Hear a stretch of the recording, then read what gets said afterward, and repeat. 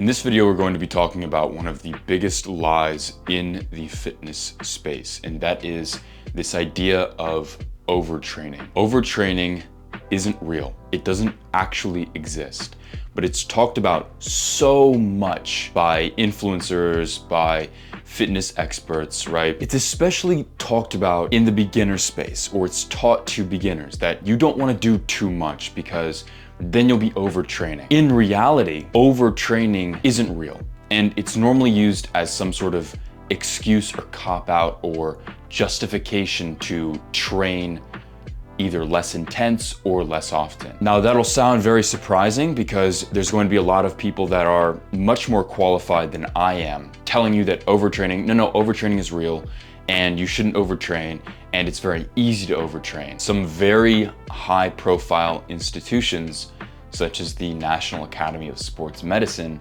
talk about things like overtraining a lot. And in their certification programs where they're training personal trainers, they hammer home overtraining a lot.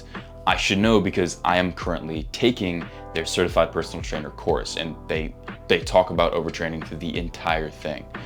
So why am I telling you now that overtraining isn't real?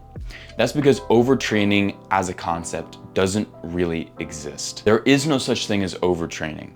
There is only undersleeping and undereating. Basically, under-recovering. You see, in the fitness space, overtraining is treated as if it's this limit that everyone hits, where if you exercise a certain amount, no matter what other variables in your life there are, then you're gonna be overtraining and you're not gonna make progress and you're actually gonna get weaker. And they talk about it like it's just the worst thing ever if you're overtraining. In reality, life doesn't work like that. We all know that your body is highly adaptable, and that's how muscle growth actually works, is when you push yourself outside of your comfort zone, then your body is forced to adapt to just become stronger and become better. So this whole concept of like overtraining, like, oh, if you overdo it, if you train 7 days a week, then you're never going to make progress. That's completely ridiculous, because based on how the body works, you will adapt to whatever you throw at your body. Overtraining does not exist. Think about this through a more like primal lens, right? If you were in ancient times and you were a soldier training for hand-to-hand combat every single day, just like really intense training all day, do you think that your body would care about overtraining?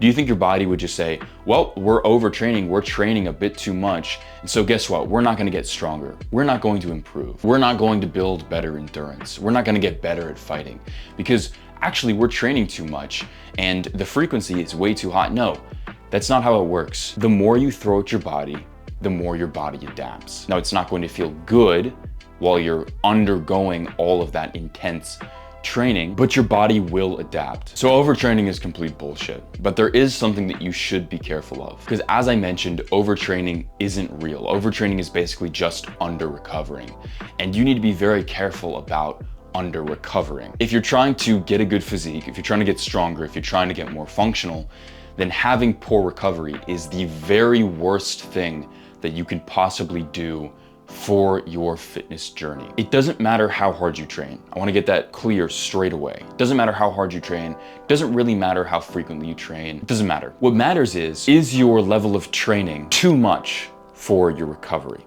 Basically, if let's say you're a professional bodybuilder, right? Because professional bodybuilders legitimately have to deal with not overtraining, but under-recovering. If you're training, like, let's say multiple times a day for competition, you're going to have a hard time with your level of recovery being high enough to match your level of training. By the way, if you are serious about getting an aesthetic physique and you are willing to invest in yourself, the top link in the description is my full program. That is basically all of my years and years of lifter knowledge put into a single course. It's very detailed, it's very value packed. It's more than I could put in a single YouTube video. And I share a lot of stuff there that I don't talk about on here, and it'll really just help you to achieve your goals. I would appreciate if you would just pause the video right now, go click the link, and then just watch the attached video to see if it's for you, because if it is for you and you don't check it out, then you are missing out. And if it just doesn't seem like it's the right time for you, like you can't afford it or whatever, I completely understand. I'm always going to keep making videos on this YouTube channel for free, so you can just close that tab and come straight back to this video. Thank you. Recovery means a couple things.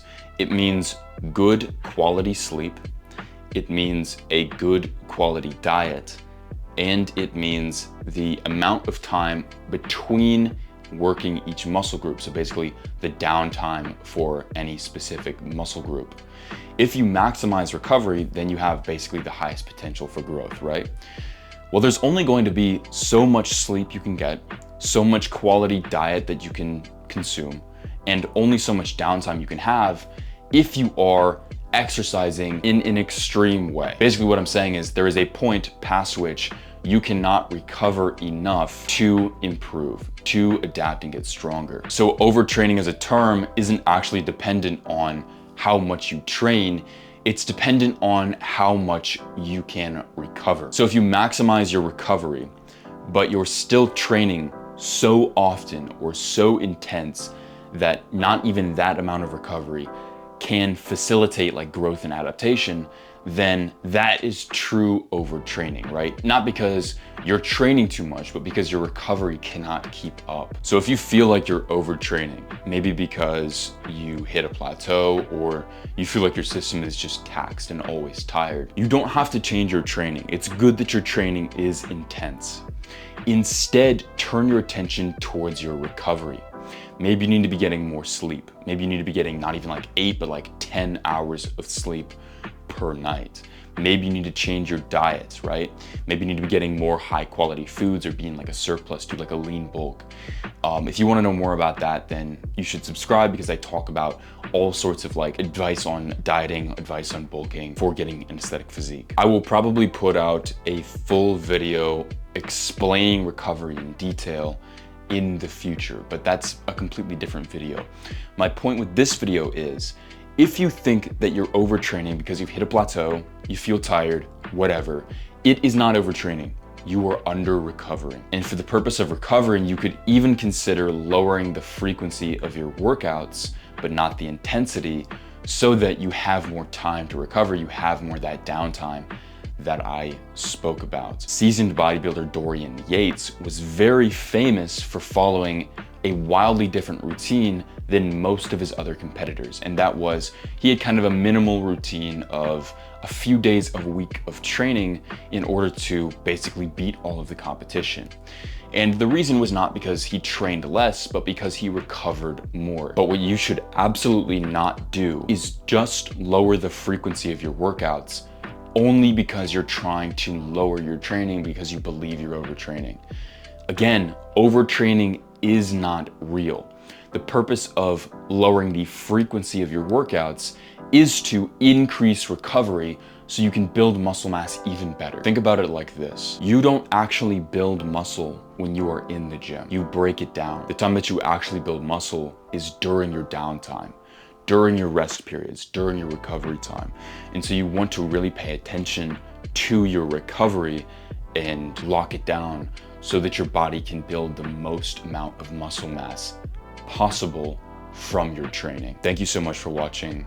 Go watch this video on screen.